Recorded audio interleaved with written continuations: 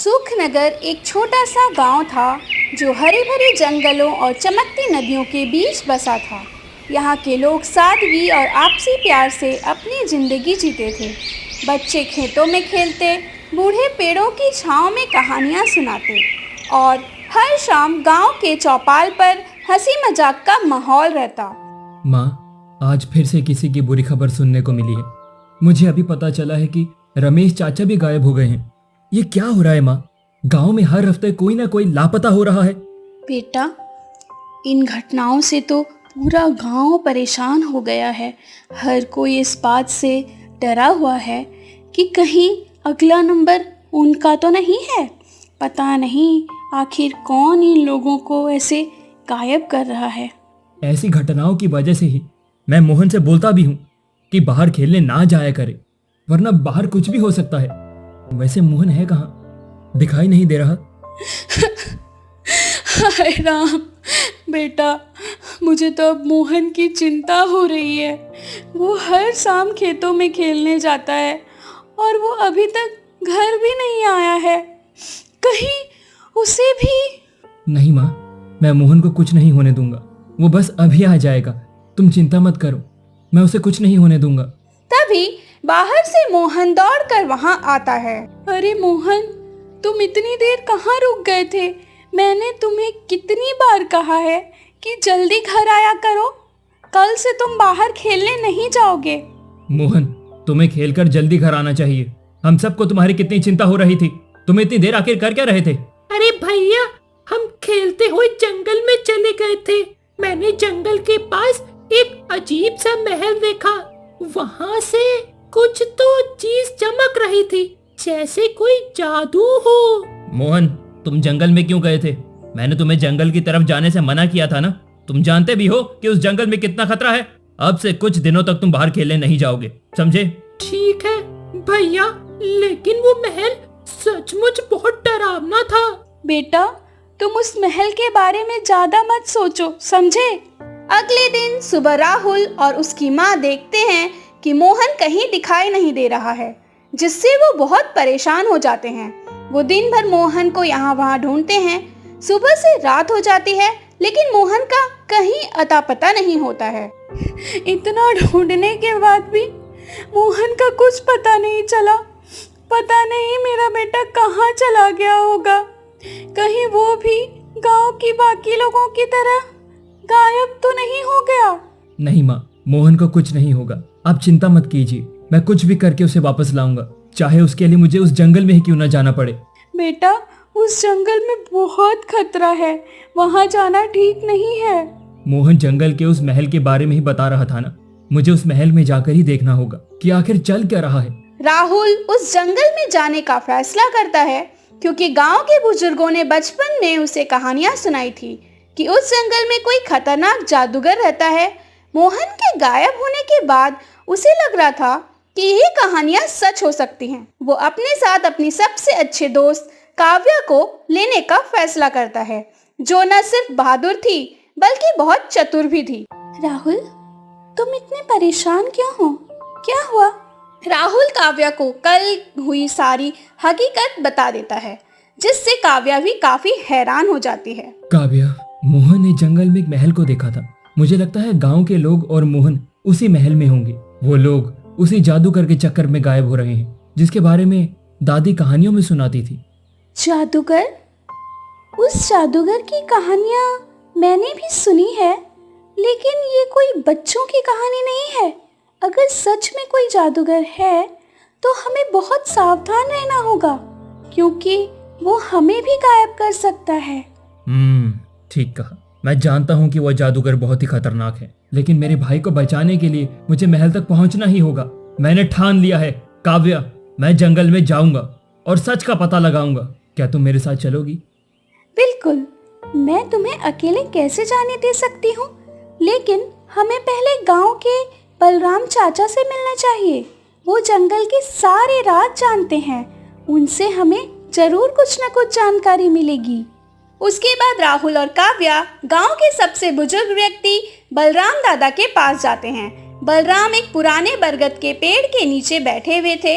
उनकी आंखों में अनुभव की चमक थी और उनकी बातों में गांव का इतिहास छुपा था। अरे तुम दोनों यहाँ इतनी सुबह सुबह, क्या बात है? दादाजी, गांव में लोग गायब हो रहे हैं। मोहन ने जंगल में एक महल देखा था, उसके बाद वो भी गायब हो गया। हमें लगता है कि वहाँ कोई जादूगर है।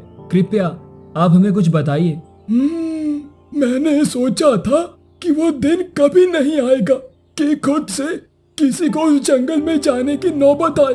सुनो बेटा, जंगल में एक लालची जादूगर रहता है जिसका नाम विकराल है। वो बहुत दुष्ट जादूगर है और बहुत ही ताकतवर है।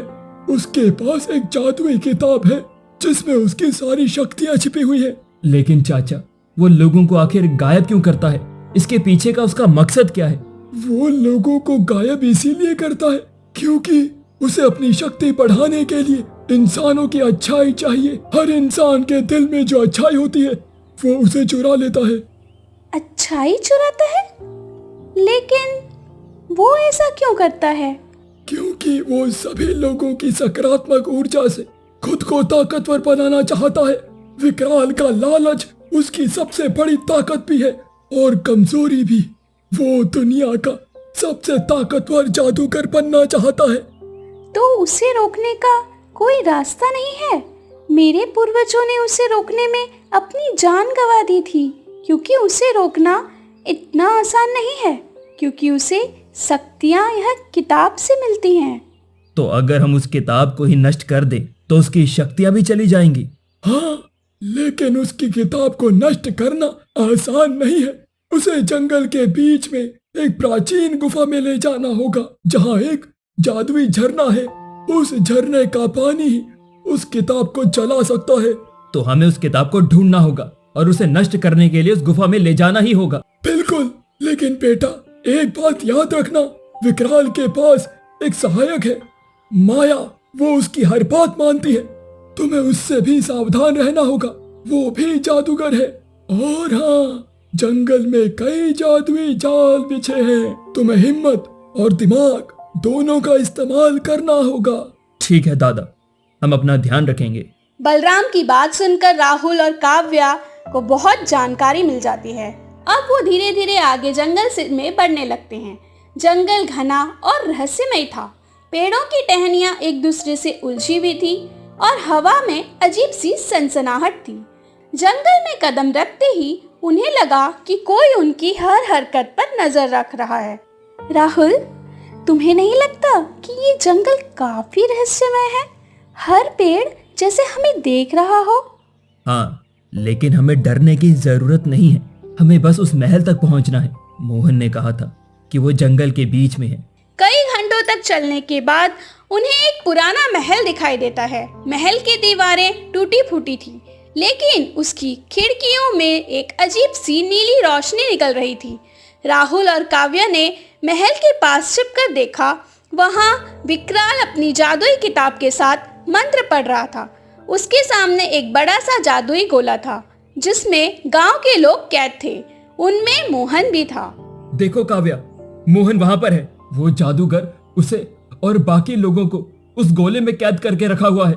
लेकिन हम उसे कैसे बचाएंगे? वो जादूगर बहुत ताकतवर है और वो गोला, वो तो जादू से बना है।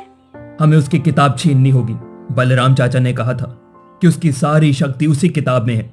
अगर हम किताब नष्ट कर देंगे तो उसका जादू भी खत्म हो जाएगा। तभी राहुल और काव्या को महल के बाहर एक लड़की दिखाई देती है जो कि विक्रांत की सहायक माया थी।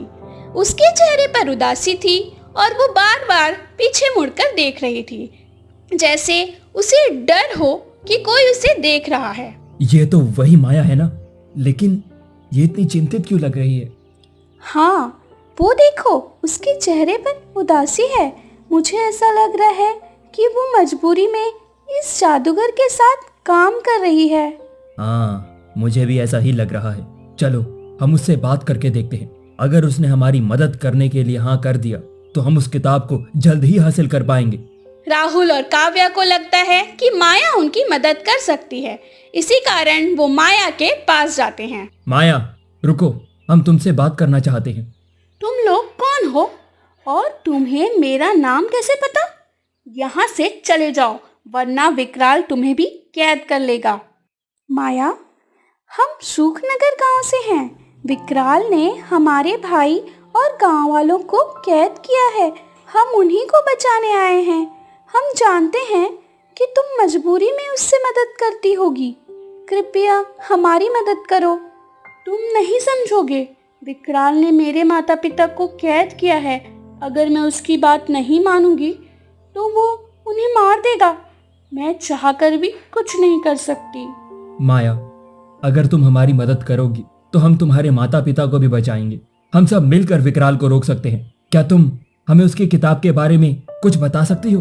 ठीक है, लेकिन ये बहुत खतरनाक है। विकराल की किताब महल के सबसे ऊपरी कमरे में है। वो कमरा जादुई जालों से भरा है। उस किताब को नष्ट करने का सिर्फ एक तरीका है, उसे जंगल के बीच में बनी प्राचीन गुफा में ले जाना, जहाँ एक जादुई झरना है। उस झरने का पानी किताब को जला सकता है, लेकिन विकराल कभी भी किताब को अपने से दूर नहीं होने देता। तो हमें एक योजना बनानी होगी। माया, क्या तुम विकराल को कोई बहाना बनाकर कहीं और ले जा सकती हो? ये आसान नहीं है, लेकिन मैं कोशिश कर सकती हूँ। लेकिन अगर उसे शक हो गया तो हम सब खत्म हो जाएंगे। हमें ये करना ही होगा ताकि हम इस दुष्ट जादूगर को हमेशा के लिए खत्म कर सके। माया, तुम हम पर भरोसा करो, हम इस जादूगर को जरूर हराएंगे। माया ने हिम्मत जुटाई और राहुल की बात मान ली। तीनों ने मिलकर एक योजना बनाई। माया विकराल को जंगल में ले जाएगी ताकि राहुल और काव्या किताब चुरा सकें, लेकिन उन्हें नहीं पता था कि विकराल की नजर हर जगह थी। अगले दिन माया विकराल के पास जाती है। स्वामी, मुझे जंगल में एक अनोखा फूल मिला है। अगर आप उसे अपनी किताब में जोड़ेंगे तो आपकी शक्ति दुगनी हो जाएगी। सचमुच? अगर ऐसा है तो हमें तुरंत वहां उस फूल को लेने जाना होगा। मैं उस फूल की शक्ति को ले लूंगा। तो ठीक है, चलो, लेकिन जल्दी करो, मुझे अपनी किताब के पास वापस आना है। विकराल माया के साथ जंगल में चला जाता है। राहुल और काव्या मौका पाकर महल में घुसते हैं। महल के अंदर का माहौल डरावना था। दीवारों पर अजीब अजीब से चित्र बने थे और हवा में ठंडक थी। राहुल, मुझे यहाँ अच्छा नहीं लग रहा है। ये महल कितना रहस्यमय है। डरो मत काव्या, हमें बस किताब को ढूंढना है। माया ने कहा था कि वो इसी कमरे में होगी। कमरे में एक बड़ा सा मेज था जिस पर जादुई किताब रखी थी। किताब के चारों ओर नीली रोशनी चमक रही थी। राहुल ने जैसे ही किताब की ओर हाथ बढ़ाया, फर्श से जादुई रस्सियां निकली और दोनों को जकड़ लिया। राहुल, ये क्या है? हम फंस गए। ये विकराल का जाल है, हमें शांत रहना होगा।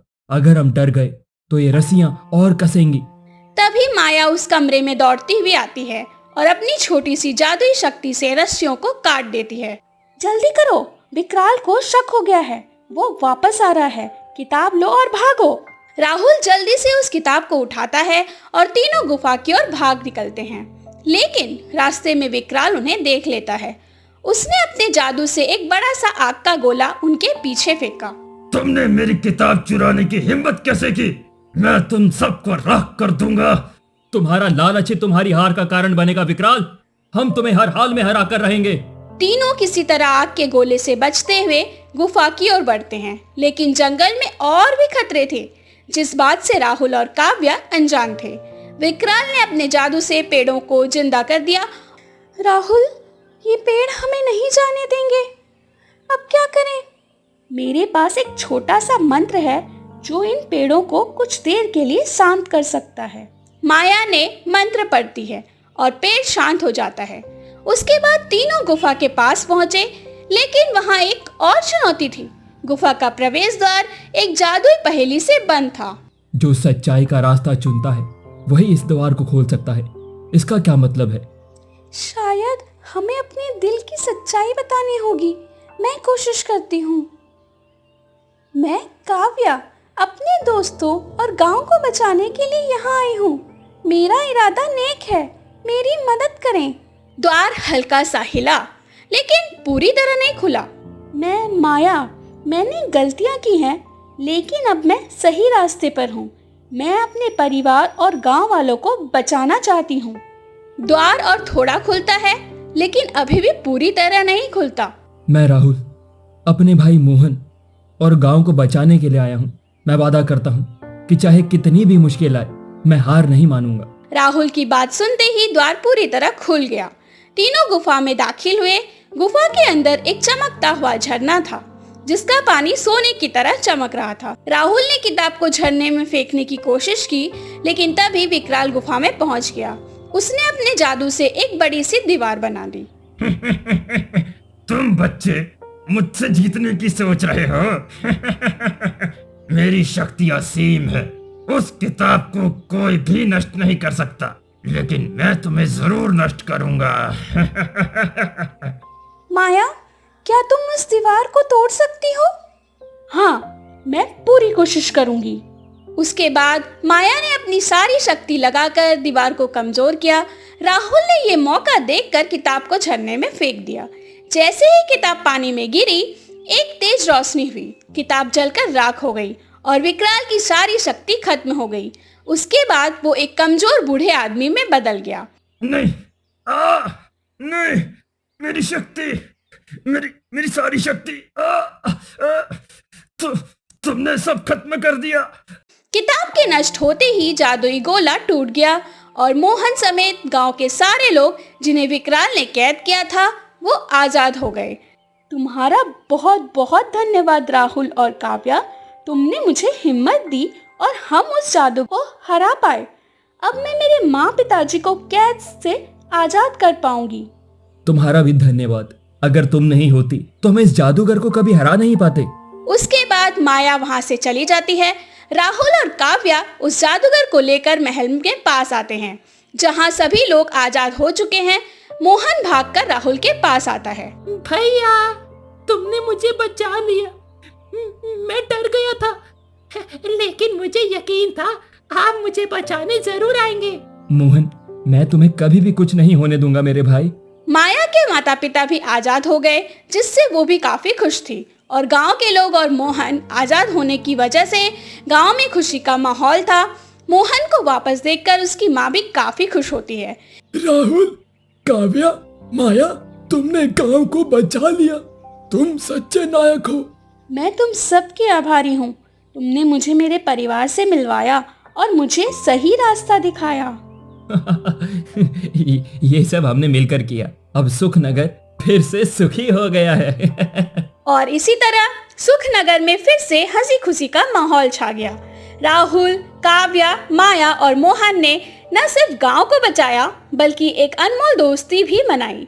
इस कहानी से हमें सीख मिलती है कि लालच इंसान को बर्बाद कर देता है और सच्चाई, हिम्मत और दोस्ती से हर मुश्किल को हराया जा सकता है।